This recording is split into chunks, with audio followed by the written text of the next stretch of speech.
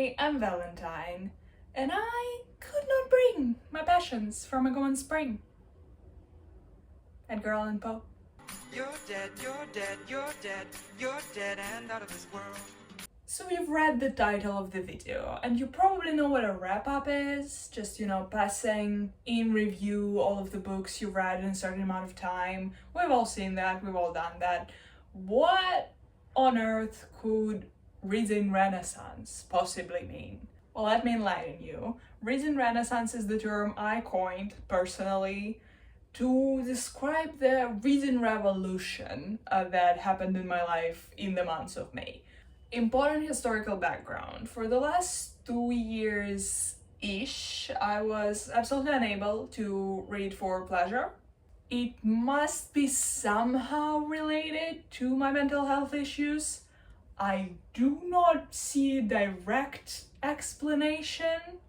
Unfortunately, there is no satisfying answer to this mystery, but something in my brain just short-circuited and I could not, I had a very hard time concentrating and I couldn't really find it in me to care about what was happening in the book. I continued reading the books I had to read for my degree because I do study French literature. I major in French literature, but even that was like a huge struggle. But in the month of May, a miracle occurred. The curse was lifted and now I can read again. So I've been reading thoroughly, rapidly. That's the only thing I want to do with my days now. And I'm not complaining, honestly. So May, June, reading Renaissance. It's all coming together now, isn't it? Also, I am aware we're in the second half of July. I am filming on the last day of June, in my defense. If you want a scapegoat to blame on this outrageous delay, I have not decided yet who to pin this on, so just stay in touch. Be your darling and stay in touch, okay? I'm going to talk about all of the books I read in chronological order, so from the first one that sparked the whole reading Renaissance to the very last one that I finished yesterday. The first book I had the pleasure of enjoying in months was Mislaid in Parts Half Known by Seanan McGuire. Now, I'm not going to tell you what this specific book is about because it's part 9 in a series. The series Wayward Children is, I believe, one of the best magical realism series ever written. One could classify it as fantasy, but I think it's closer to magical realism. We can debate it if you want. So according to this series lore, sometimes children find a door that should not be there, that just appeared out of thin air, and the door asks them to be sure, and if they're sure that they want to cross the threshold, when they do, they find themselves in a world that is most often perfectly tailored to them as a person and their issues and their interests, everything like that, their traumas. It's more home to them than their actual home, is what I'm trying to say. It's not this wholesome, safe wonderland in most cases. In all cases, I think. Usually, it's a pretty terrifying place, but it is perfectly suited for this one child's blossoming. Not always, but I'm trying to keep it simple. The conflict of the series comes from the fact that in many cases, these children get rejected, to put it plainly, by their new home after years being there, and they find themselves back in their native world, their starting point, and now they're completely I've been trying to find the word I'm looking for 5 minutes straight by now. I'm going to give up. I'm going to rephrase this. Non-native speaker alert.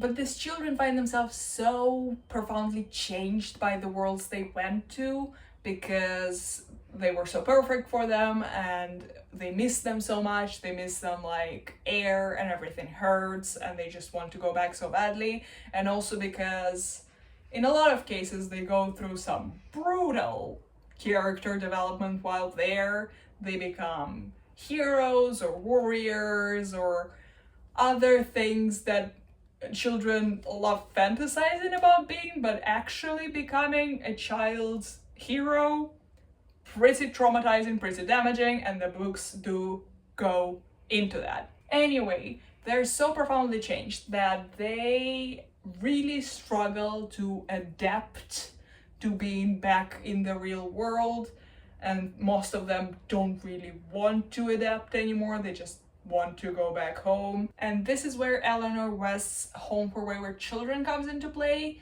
It's this school slash home slash safe place to stay period for wayward children. And Eleanor West, the owner, the words are escaping me today. The main lady in charge, Eleanor West, is a wayward child herself in her past, and that's why she is trying to take care of other wayward children. And books alternate between following specific characters' backstories in their own completely unique world, and between like group quests of this like found family-ish community that we find in the Eleanor West's Home for Wayward Children. Also, I forgot to specify that all of these books are very, very short. They're kind of novellas rather than novels. So why don't you give it a try? Now, briefly, very, very briefly, my thoughts on Mislaid and Parts Half Known specifically. I did find it a little disappointing. I will still be reading all of the future books in the series because the writing style itself, the premise, the characters, all of it is just so good, just entirely too good to be true. However, this book in particular felt like it lacked focus, like it felt a little disjointed, and at the various points where it did finally like pull itself together a little bit and try to convey a message, it felt a little too heavy-handed for my taste, a little too obvious, a little too repetitive even, which I was very surprised by because that's not like my girl Seanan McGuire usually. Maybe it was a one-time flop, maybe it's a change in her writing style, we'll see. The next two books I technically read for my degree, and usually I don't like mixing my school reading and my for pleasure reading. But these two novels I did really enjoy in a way I would enjoy a book I just read for myself, so I did want to talk about them. It's The Lover and The Norse China Lover by Marguerite Duras. If these two titles sound similar, it's because The Norse China Lover is sort of a sequel, but not really. They both tell the same exact story, which is autobiographical as far as we can gather, but they do tell it differently. There are some divergences in terms of events, there are some divergences in terms of details. It's written in a different way craft-wise, because where The Lover is a novel, even though it's like this experimental prose novel, so it's not like other novels, but it is still a novel. The Norse China Lover also dabbles in being a screenplay, question mark. There are indications to what this scene would look like if it was turned into a movie that are incorporated into the text, so it's this meta experience, if you will. I would say that The North China Lover is a little easier to understand. It's more straightforward, it gives you more material to work with. However, I did like The Lover better because it just feels so... it's shorter, it's more dense, and it almost feels like a poem. Like you can't include or exclude a single thing without changing the whole animal. So what are the novels about? I'm summarizing them together because it's still one story, right? So the book is semi-autobiographical. It does feel confessional, but now that I read the biography of the author, I know that she did change some things around to suit her narrative, her mythos better. Specifically her class. She seems to have implied she was much poorer than she actually was. And she did join the Communist Party in the second half of her life, so I feel like there is a connection there, and she just wanted to feel closer to her comrades and cast herself in a more positive light. There is a different explanation for this, which makes her look a little better, where I think that her goal in telling this story is to convey her emotional suffering and how her childhood felt, more so than what it was actually like. And if so, sometimes you need to change the facts to convey the actual horror of what it felt like to be in this situation. You know what I mean? Whatever the case, we know it shares some close similarities with what actually happened in the author's life, but we also know that not all of it is entirely true, especially since the story changes from one retelling to the other. Okay, finally, we got to the actual story summary. Thank you for your patience. It is about this French girl who was born in the colony of Indochine Française, which is like, I don't know the English name for it. It's the colony that occupied the territory of nowadays Laos, Cambodia, and Vietnam. Anyway, she's the daughter of this French woman who came from France to teach children and try to make a fortune as a colonizer, as you do. But she did buy this plot of land that ruined her because she wanted to cultivate rice there, but turns out every single year there's a flood because it's right next to the sea, and the flood destroys all of the harvest. And while the mother is dealing with this calamity and sort of like sinking further and further into depression and madness, and not taking care of her children whatsoever and not being able to provide for them whatsoever, her daughter at 15 years old meets this rich older Chinese man, and she gets this idea that she could get some money from him if she slept with him. So the titular lover of the story is this older Chinese guy who falls madly in love with this girl, but it is even more so a story of a very dysfunctional family, because the situation with the mother is further complicated by the fact that the narrator has two older brothers, and one of them is extremely abusive and addicted to opium. There are not many plot points in either of these books, because Marguerite Duras belongs to this movement, belongs or doesn't, depends on who you're asking, but she's associated with this French literary movement, Le Nouveau Roman, so the new novel, kinda. And something a representative of this movement said to define their approach to literature was c'est pas l'écriture d'aventure, c'est l'aventure d'écriture. Which means, roughly speaking, it's not the writing of the adventures, it's the adventure of writing. It's sort of like Virginia Woolf, like the main point of the story is not the story, it's the way the story is told, which is what allowed the author to write the same story 2 times, or arguably 3 times, because there is another novel that is kind of sort of about the same thing. Fun fact, I read this novel when I was in like middle school. I read a lot of weird things when I was in middle school, you don't want to know. Anyway, I read it in middle school, and no shit, I didn't get it. I thought it was boring. I thought it was not much to write home about. And then I reread it for a class, and I was like, holy moly, this is genius. This is such novel approach to prose. This is going to change my life as an artist. I am addicted. I must now read everything this woman wrote. Was she problematic? Was she insanely problematic as a person? Kinda. Sorta. But that is a recurrent theme, unfortunately, with older writers. Marguerite Duras wrote in like the second half of 20th century. So there's this book, right, by this author.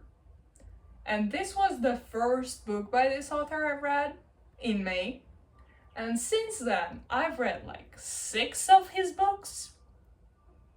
Needless to say, it spoke to me. And I liked it, and I wanted more, and I still want more, and I will probably always want more. It is The Setting Sun by Osamu Dazai. Sorry to disappoint, sorry to leave you hanging, but I'm making an entire video dedicated to all of the books I read by Osamu Dazai, which is why I'm not going to go into details about any of his books that I read in these 2 months. I'm sorry. I just hate repeating myself. Not because I'm lazy, because I'm scared of boring people. Next, I've read something that honestly, now that I know more about Osamu Dazai, feels a bit offensive to Osamu Dazai, and that is Bungo Stray Dogs light novel, volume 1, Osamu Dazai's entrance exam. So Bungo Stray Dogs is my favorite anime. It's my special interest. Do I think it's objectively the best anime to ever exist? No, it's not perfect. Reading this light novel made me so happy, just so happy, because it's so incredibly silly. It's so goofy. It's trying so hard to be the edgiest thing to ever exist and make the characters seem like the coolest, edgiest people to ever be born. There's this childlike wonder that fills me when I'm interacting with Bungo Stray Dogs content. Anyway, what is Bungo Stray Dogs? What is it about? Briefly speaking, it has this one main gimmick where every single character is named after like a classic author. Usually it's a Japanese author, but like in one season they had like antagonists who came from the US, and then we had like Fitzgerald and the woman who wrote Gone with the Wind, I don't remember the name right now. We also at one point had Yasified Dostoevsky enter the scene, and Gogol, and they're kinda sorta a couple. If you know anything about Russian literature, that's pretty funny. Anyway, not only is every character kinda sorta inspired by an actual writer, most of them have a special skill, a special supernatural ability that is unique to each one of them. And this ability is named after one of like the most famous works that each of these writers wrote, and is sort of kind of inspired by it, sometimes very loosely.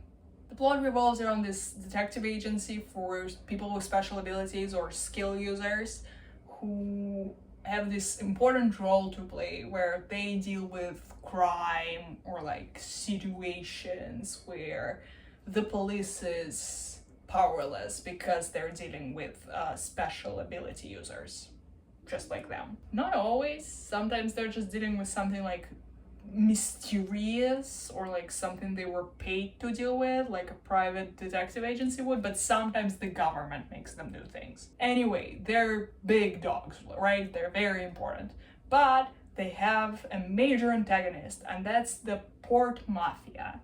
So the mafia that reigns the fictional city of Yokohama. Yokohama is actually a real city in Japan, but it is heavily fictionalized in Bungo Stray Dogs universe. And the port mafia does what mafia does, just a lot of crime and violence, but it also has a lot of skill users on its side, and that's why things are very dangerous and dicey, you know? If you're a fan of Bungo Stray Dogs and you're on the fence about diving into the light novels, you're like, what is it gonna add to my experience? A lot. It's a lot of fun. I only read 1.5 at this point. I'm going to keep going. Like, even in the first one, in the first light novel, some of it was incorporated into the anime somewhat, so like the intrigue is a little spoiled, but it is like the circumstances are very different, and so the like character dynamics are very different, and it's just fun. It's just fun to be in this world with these characters.